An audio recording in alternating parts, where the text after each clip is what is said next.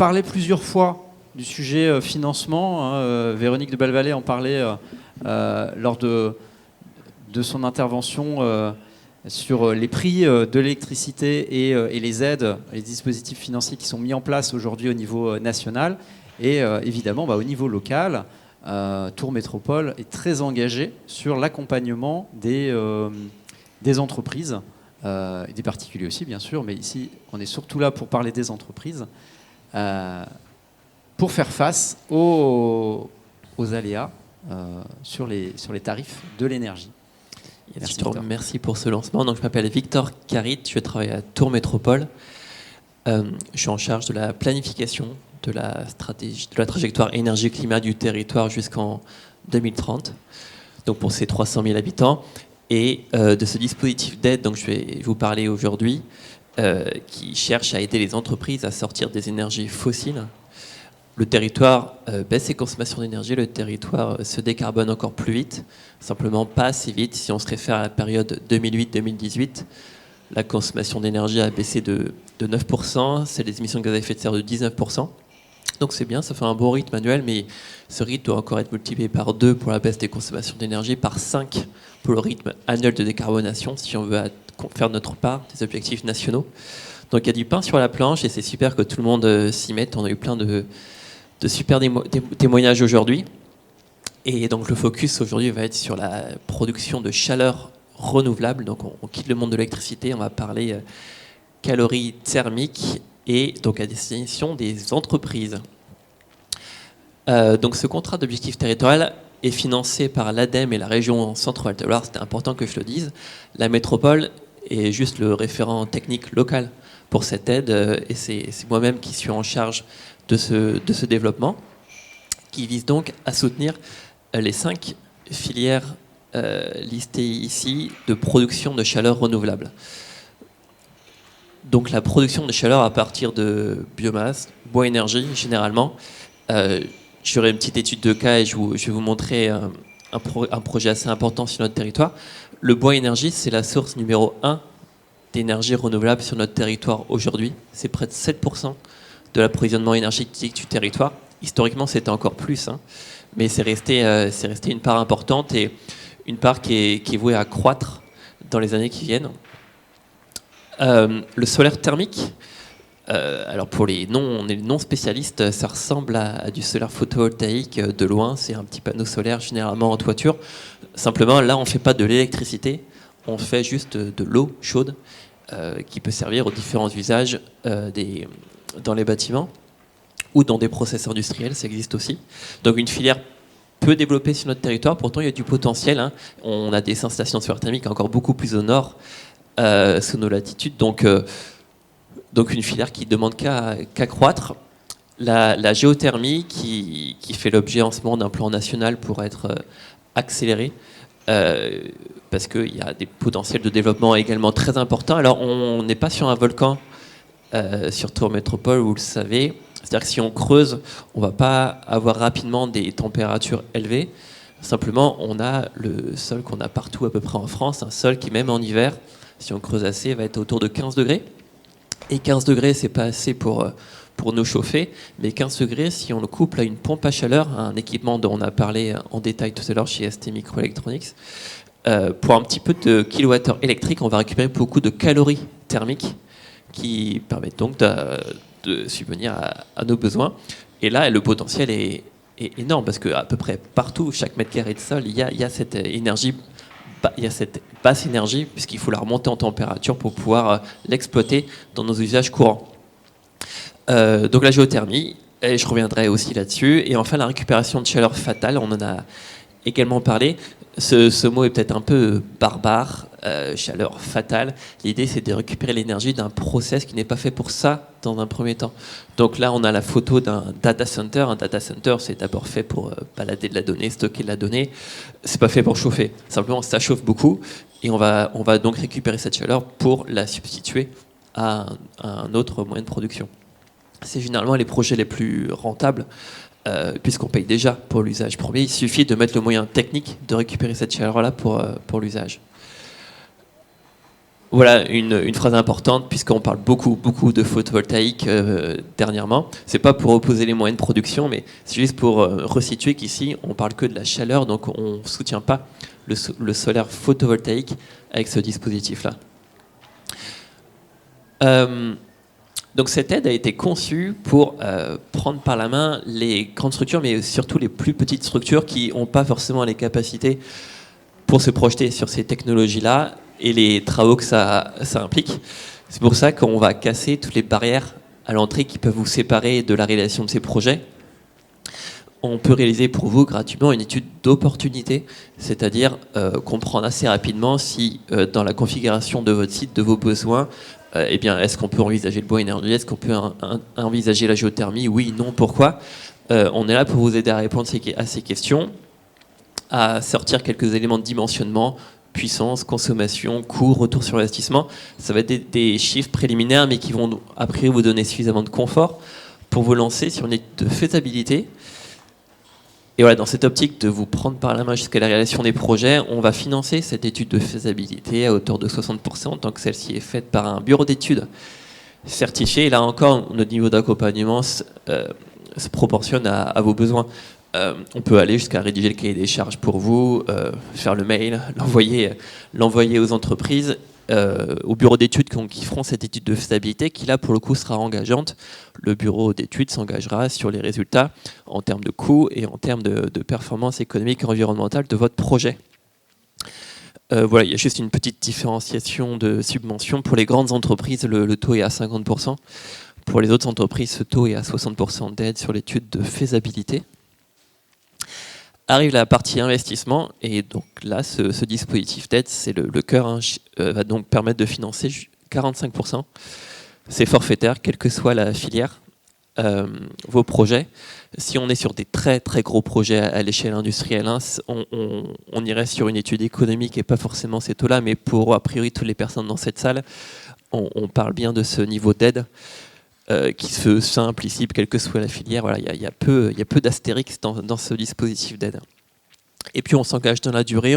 Si vous prenez en régie l'exploitation de cette installation, on peut former pour les gens qui opéreront l'équipement et vous aider sur l'exploitation.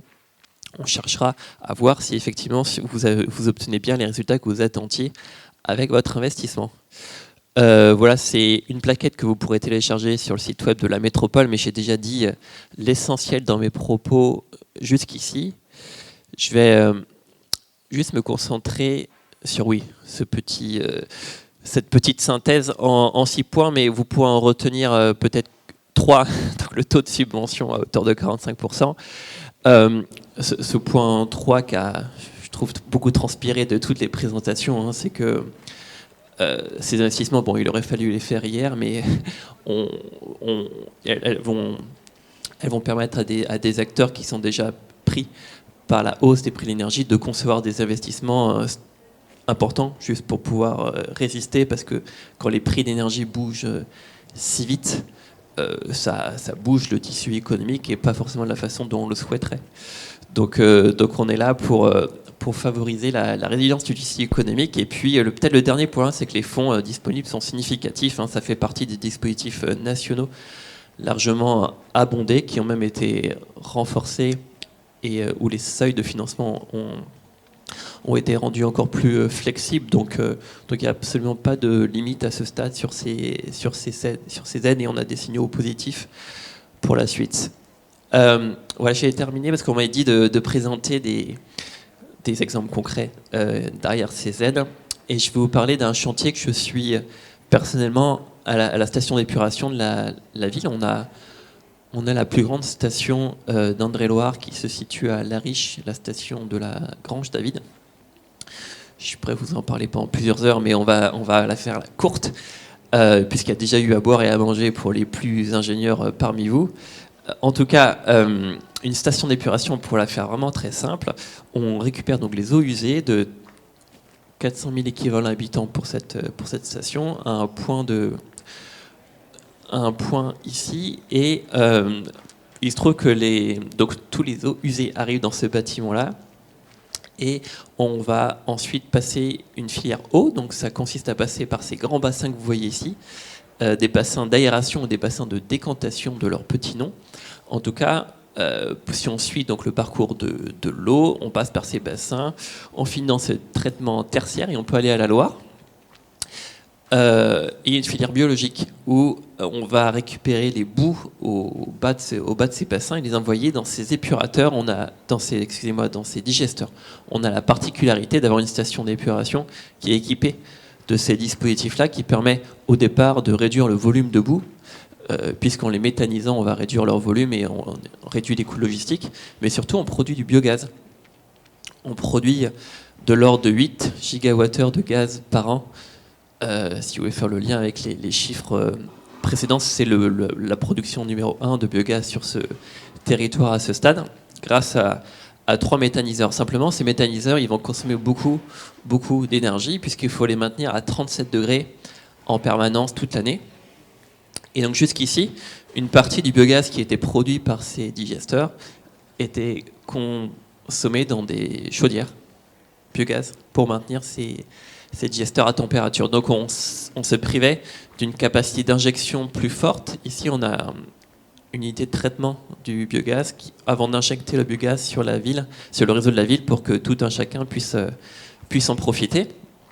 Donc pour pouvoir effacer une partie de notre consommation de biogaz, on est allé chercher de la chaleur fatale à nouveau sur ce site. Donc ce qui produit beaucoup de chaleur fatale sur une station comme ça, ce sont les turbocompresseurs dans le bâtiment 5 qui envoient de l'air dans les bassins d'aération ici pour favoriser l'activité de bactéries qui nous veulent du bien. Donc ces turbocompresseurs, à nouveau, eux, ils sont là pour pousser de l'air, mais il se trouve que quand on comprime et on pousse de l'air, on chauffe beaucoup. Il y a de l'air à 100 degrés et donc beaucoup de calories qu'on peut arracher et envoyer faire ces digesteurs. Voilà, on va également récupérer des calories dans les eaux qui sortent de la station. Il y a une 30aine d'opérations complémentaires d'efficacité énergétique qui ont lieu en ce moment.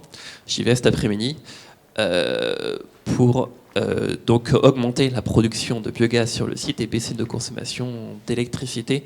En quelques mots, c'est un investissement de l'ordre de 5 millions d'euros et des retours sur investissement inférieurs à 4 ans.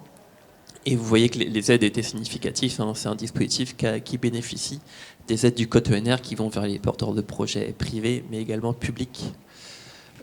Voilà, vous voyez une grosse pompe à chaleur ici qui va remonter les températures de l'eau en sortie de la station. Voilà, et puis ces équipements comme ça, c'est aussi beaucoup de tuyauterie, beaucoup de supervision, beaucoup d'intelligence à mettre sur un système comme ça où quand on multiplie les sources de production, il faut mettre l'automatisme autour pour bien exploiter. Voilà, et l'autre exemple, c'est une entreprise dont on a déjà parlé aujourd'hui. Je ne vais pas être trop long, mais le biais de la présentation précédente était sur la partie gestion des données. Là, je vais juste faire un focus sur la partie production de chaleur. C'est un site qui, effectivement, a fait le choix en 2011 de mettre en service une chaudière biomasse de relativement grande puissance, de l'ordre de 3 MW. J'ai appris ce matin que c'était une chaufferie qui brûlait pas du bois plaquette comme on peut le voir dans les grandes installations, mais du bois récupéré de cagettes notamment, des déchets, donc qui permet de trouver là un débouché à ces déchets industriels. Et un projet qui était communiqué donc avec des importantes baisses des émissions de gaz à effet de serre comparées au gaz fossile et à nouveau des investissements et qui ont pu être partiellement effacés par des aides, celles du Fonds Chaleur à l'époque.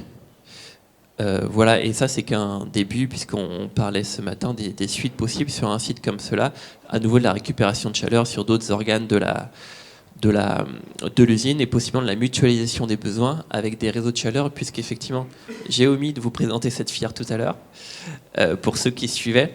Ici, c'est qu'on va chercher à mutualiser les consommations d'énergie, c'est-à-dire raccorder possiblement différents consommateurs privés, entreprises, résidentielles, pour mutualiser et faire des investissements dans des moyens de production, faire des économies d'échelle sur les moyens de production. Généralement, ça permet de faire du foisonnement et de permettre d'avoir des moyens de production qui auront moins besoin de varier, de trouver un débouché, notamment à la chaleur fatale, quand sur site on n'a plus cette consommation-là. Donc ces réseaux de chaleur sont également financés dans le cadre du code ENR. Voilà ce que je voulais vous préciser là-dessus. Voilà, et pour bien terminer, j'ai cliqué un peu vite, c'est par là.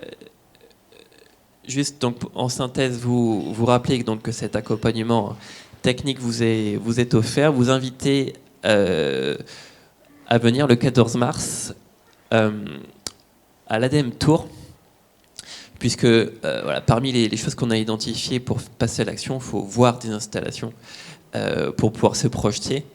Eh bien, l'ADEME fait un tour de 2 semaines. Donc, vous pouvez faire les 2 semaines si votre agenda vous le permet, mais vous pouvez à minima venir pour le 14 mars. Le départ sera à la Membrol-sur-Choisy. L'ADEME vous mettra dans un bus au départ à 9h30 à cette adresse, retour 17h à la même adresse, et vous permettra de visiter 3 installations, un réseau de chaleur bois énergie à Nouzilly, un bâtiment en géothermie à Montbazon et un autre réseau de chaleur à la Membrol-sur-Choisy. Et évidemment un restaurant sympathique le midi. Voilà, n'hésitez surtout pas à taper ADEME Tour sur n'importe quel moteur de recherche pour trouver le lien. Ça, c'est une invitation avant tout pour des possibles porteurs de projets où vous auriez envie de voir c'est quoi une géothermie, c'est comment on exploite un réseau de chaleur. Ça sera l'occasion de parler avec des gens qui ont fait ces investissements-là et qui pourront partager leur retour d'expérience. Donc c'est à peu près tout pour moi. C'est même complètement tout pour moi. Donc il me reste à vous remercier et vous dire peut-être à bientôt autour d'une chaufferie bois ou géothermique ou ce que vous voulez. Merci Victor, on peut l'applaudir.